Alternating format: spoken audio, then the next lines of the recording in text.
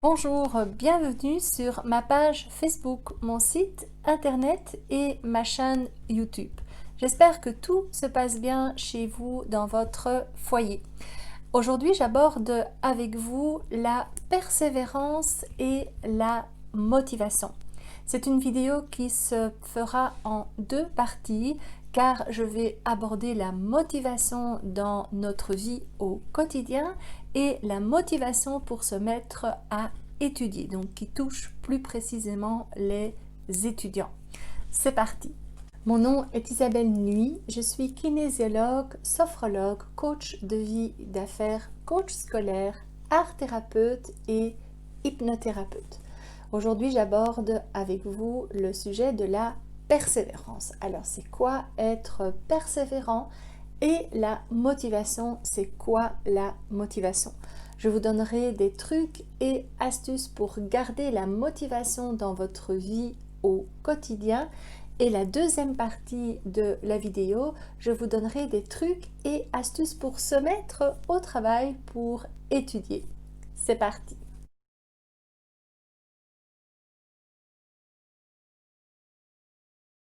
Alors tout d'abord, la persévérance et la motivation, qu'est-ce que cela veut dire? Alors littéralement, la motivation, c'est se mettre en mouvement pour quelque chose qui nous passionne. La motivation est justifiée par une action, se mettre en action, bouger, faire quelque chose. La persévérance, c'est quelqu'un qui persévère dans quelque chose qu'il a entrepris. Ça veut dire qu'il va jusqu'au bout de ce qu'il a besoin de faire pour cette action. On peut faire preuve de persévérance dans son travail et dans ses études. C'est la raison pour laquelle la vidéo sera faite en deux parties, car je vais vous donner des trucs et astuces pour garder cette persévérance, cette motivation, aussi bien dans votre vie privée que dans vos études. Alors la motivation dépend aussi d'une personne à l'autre. Certaines personnes ont facile à se motiver, tandis que d'autres ont plus difficile à se mettre en mouvement et se motiver. Dans tous les cas, on arrive à se mettre en motivation et dans cette persévérance pour les choses qui nous motivent, les choses qui nous passionnent. Je pense qu'il nous est tous arrivé de prendre le 1er janvier des résolutions et on y croit à fond, on se met des objectifs pour l'année et à peine arrivé au 15 janvier, eh bien toutes ces bonnes résolutions sont tout simplement au fond d'un tiroir complètement oubliées. Eh bien, je vais vous donner 7 petits trucs et astuces pour booster cette motivation, cette persévérance dans votre vie au quotidien. Premier petit truc et astuce, c'est tout simplement se poser la question pourquoi ne sommes-nous pas motivés par faire cette action? Je m'explique. Alors, il arrive parfois que nous avons des objectifs, que nous avons des ambitions, mais que ce sont plus des rêves que des passions qui nous animent vraiment. Par exemple, on a décidé le 1er janvier de faire une activité, un sport, imaginons, et on commence cette activité et très vite on se rend compte que cette activité ou ce sport n'est pas pour nous, qu'elle ne colle pas avec notre personnalité. Et du coup, on va avoir difficile de se mettre en mouvement et on va avoir difficile de persévérer jusqu'à la fin de l'année. Donc, se poser la question, première chose à faire, est-ce que c'est un rêve ou est-ce que c'est vraiment quelque chose qui m'anime au fond de moi, de ma personnalité? Car à partir du moment où c'est quelque chose qui nous passionne, qui fait vraiment partie de nous, eh bien, il n'y aura pas vraiment besoin de motivation, sauf peut-être les jours en hiver où il fait très froid dehors, où il faudra se booster pour sortir de la maison, mais la motivation sera présente. Donc, si vous avez beaucoup de mal à vous y mettre, à aller à votre sport ou à votre activité, posez-vous la question, est-ce que c'est pas juste un rêve de faire cela, un rêve d'enfant peut-être, ou est-ce que c'est vraiment quelque chose qui me passionne et qui m'anime au fond de moi?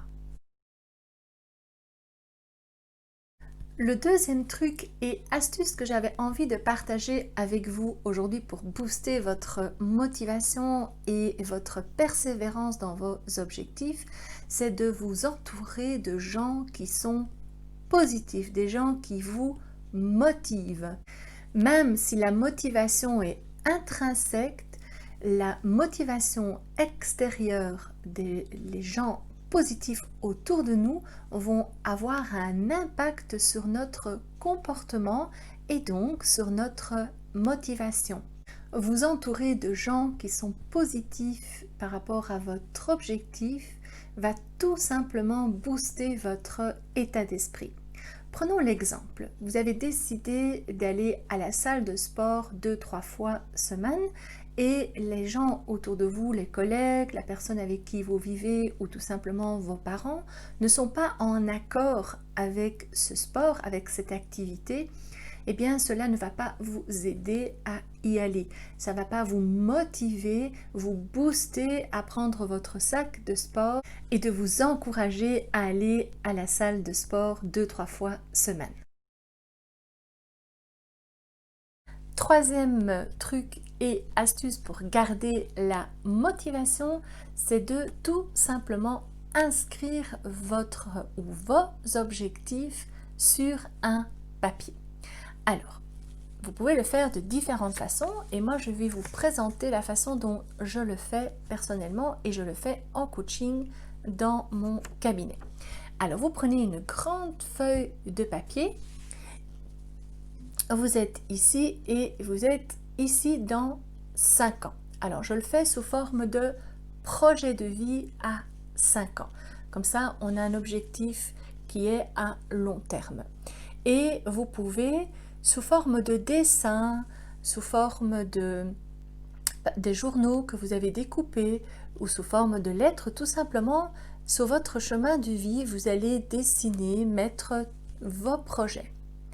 Alors, cela permet tout simplement, quand vous avez un coup de mou, que vous avez un petit peu oublié vos objectifs ou que la vie au quotidien vous a rattrapé, eh bien vous reprenez votre petite feuille et vous regardez à nouveau vos objectifs. Ça va tout simplement vous motiver, vous remettre dans cette dynamique de l'accomplissement de vos objectifs. Quatrième petit truc et astuce pour garder la motivation, c'est de tout simplement commencer la journée en douceur.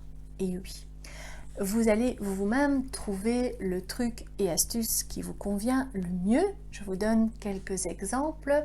Il y a quelques moments de méditation. Il y a peut-être les 5 minutes de yoga pour la matinée. Il y a peut-être un petit moment de lecture ou tout simplement écouter une musique que vous aimez bien ou pourquoi pas faire un petit pas de danse.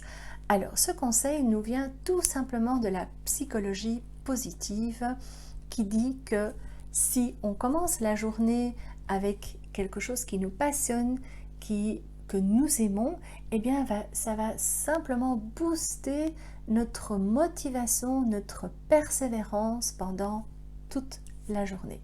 Et ceci a été prouvé scientifiquement. Cinquième truc et astuce, c'est de mettre toute votre attention sur votre objectif.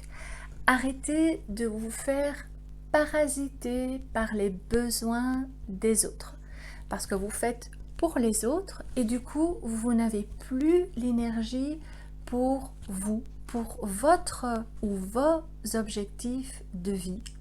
Pensez d'abord à vous et puis aux autres par rapport aux objectifs. Et je n'ai pas dit que vous deviez devenir égoïste, loin de là, mais il est intéressant et important par moment de se faire du bien pour soi. Sixième truc et astuce, c'est de établir un plan d'action. Alors, je vous avais dit déjà qu'il était intéressant de l'inscrire pour le mettre dans la matière, et ici vous allez plutôt organiser votre objectif. Par exemple, de se dire, tiens, dans 2 mois, j'aurai atteint ceci, dans 6 mois, j'aurai atteint cela. Et peut-être mettre des actions intermédiaires dans votre plan d'action. Cela permet tout simplement de vous rassurer. Vous savez où vous êtes et vous savez où vous allez. Cela permet tout simplement de mettre un cadre pour prendre ses responsabilités et se mettre en action. On aime ce qui est cadré parce que ça nous protège, ça nous rassure. On n'aime pas l'inconnu et donc on aime savoir où on va, et le savoir à l'avance permet tout simplement de nous mettre plus facilement en action, en activité. Le 7e petit truc et astuce, c'est d'avoir des objectifs à court terme et à long terme. Mais c'est de le savoir. Rappelez-vous, ici de le noter, je vous demandais de faire un chemin de vie sur une durée de 5 ans. Les objectifs ici, bien sûr, ce seront les courts termes et dans 5 ans, ça sera des longs termes. Alors, vous pouvez aussi, dans votre plan d'action, il y a les objectifs que l'on fait dans un premier temps et les objectifs que l'on fait plus tard. Le fait de savoir les objectifs de court terme et les objectifs de long terme permet tout simplement d'ouvrir votre champ de conscience et vous savez exactement où vous allez. Il est intéressant de découper ces objectifs en étapes. Attention, parfois on se met dans une étape d'objectif, une étape trop importante, trop difficile qui va générer du stress ou peut-être de la pression, de la tension, ce qui n'est pas du tout confortable. Et si vous devez sortir de votre zone de confort, on a plutôt tendance à faire marche arrière et de classer son objectif dans un tiroir. Et ceci n'est pas le but recherché. Alors soyez doux avec vous-même, soyez dans cette écoute aussi. Il est inutile de vous mettre des objectifs dont vous savez très bien que vous n'allez pas pouvoir les respecter. Cela ne va absolument pas vous booster dans votre motivation et qui plus est, va vous dévaloriser et vous allez bafouer votre confiance en vous.